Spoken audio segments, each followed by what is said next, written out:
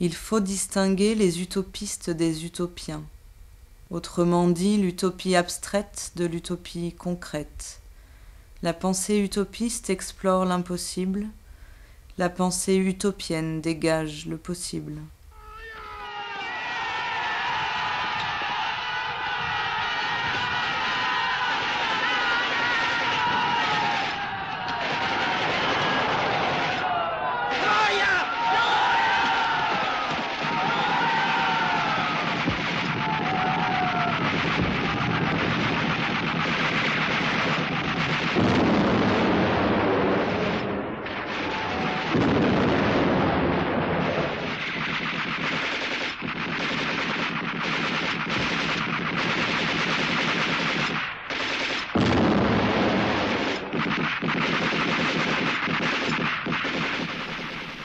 La zone de la plaine Saint-Denis se distingue cependant du reste de la périphérie par la présence de communautés spécifiques, espagnoles et algériennes. La première se caractérise par la présence de républicains ayant fui la dictature franquiste. La seconde se compose de jeunes qui à l'époque se préparent à combattre pour l'indépendance de leur nation contre la France, indépendance qu'ils obtiendront en 1962. L'un des fondateurs de l'Internationale lettriste, Mohamed Daou, quittera à Paris en 1955 pour rejoindre les lettristes algériens engagés dans cette bataille. Le milieu était donc fertile du point de vue politique pour cultiver l'idée d'un art au service de la révolution, une révolution qui vise à une utilisation nouvelle de la vie et donc à un nouveau sujet social.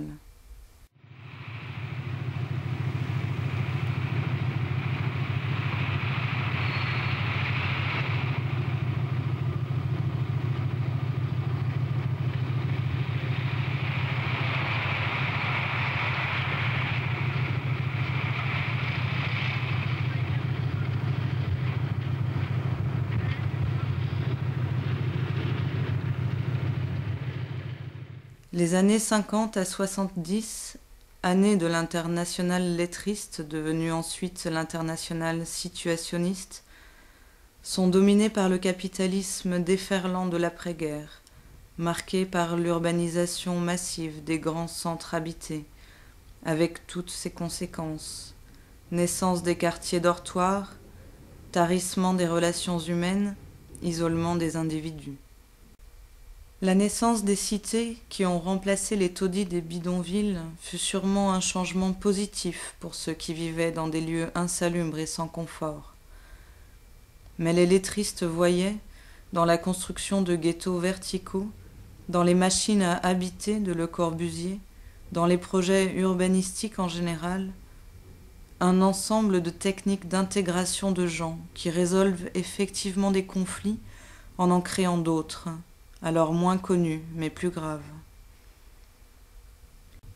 Le résultat obtenu par les urbanistes modernes est considéré comme étant identique à celui obtenu par Haussmann à Paris au XIXe siècle, c'est-à-dire un contrôle policier des individus, un contrôle qui, en vertu de l'isolement induit, devient une nécessité.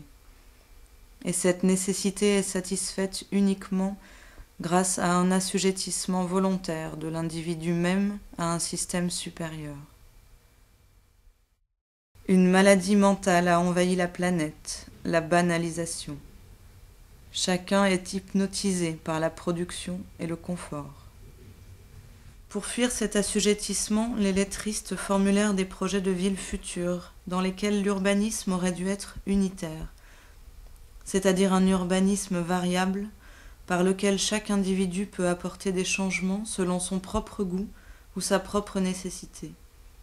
Mais ce type de ville ne pouvant être habité par l'homme actuel, il était nécessaire d'entreprendre un chemin qui mène les individus vers une appropriation consciente de la liberté. Ils mirent donc en place une technique appelée dérive, qui visait à désacraliser l'espace dans le but de permettre à chaque personne de se construire son propre milieu urbain.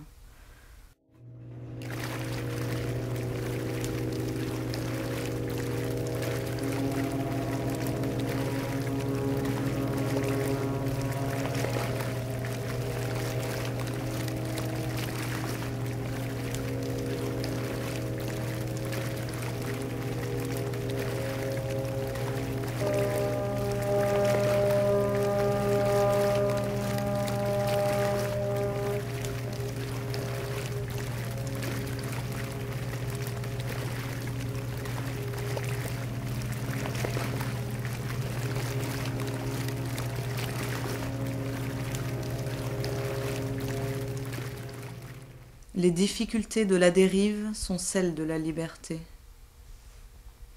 Le mot dérive, étymologiquement, naît en France entre le XVIe et le XVIIe siècle. En superposant le verbe dériver, qui en latin signifie dévier un cours d'eau de son lit, et le verbe anglais to drive, qui signifie pousser, conduire quelque chose, le sens lié à ce nouveau terme exprimait l'action de laisser transporter le bateau par le courant. Ainsi, au XVIe siècle, on trouve les phrases « faire dériver leur bateau » ou « se laisser dériver dans le courant ». Au sens figuré, l'action de dériver a pris une signification négative. Il exprime aujourd'hui une attitude d'abandon, d'assujettissement passif aux événements. Cette connotation passive n'est pas fidèle à la connotation active du mot, utilisé dans le vocabulaire marin, car il ne tient pas compte de la valeur active du verbe to drive. À l'origine, donc, être à la dérive ne signifiait pas avoir perdu le contrôle du bateau, mais conduire ce dernier dans le flux du courant. Guy Debord en parle en ces termes.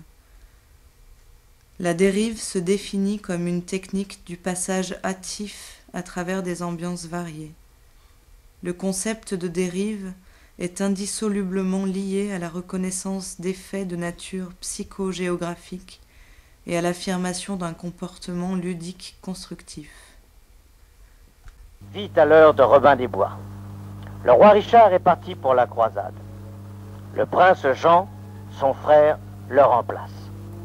Il tyrannise le peuple et multiplie les impôts. Les paysans de Sherwood grondent.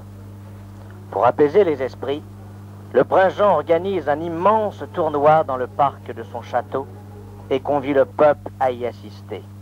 Voici les chevaliers blancs d'Ivanhoe.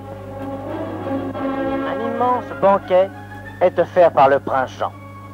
Le peuple de Sherwood y est joyeusement convié. Et l'on aperçoit les paysans aux côtés des chevaliers blancs et des chevaliers noirs. Pour clore ce magnifique repas, un immense gâteau, porté par plusieurs chevaliers noirs, est amené au prince Jean, qui paraît très en forme.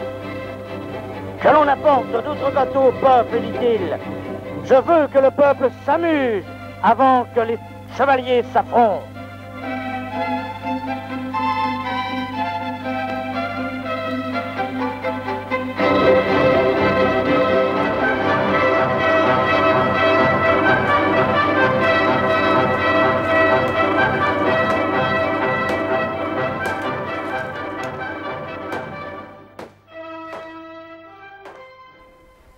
Sire, je suis de l'autre pays.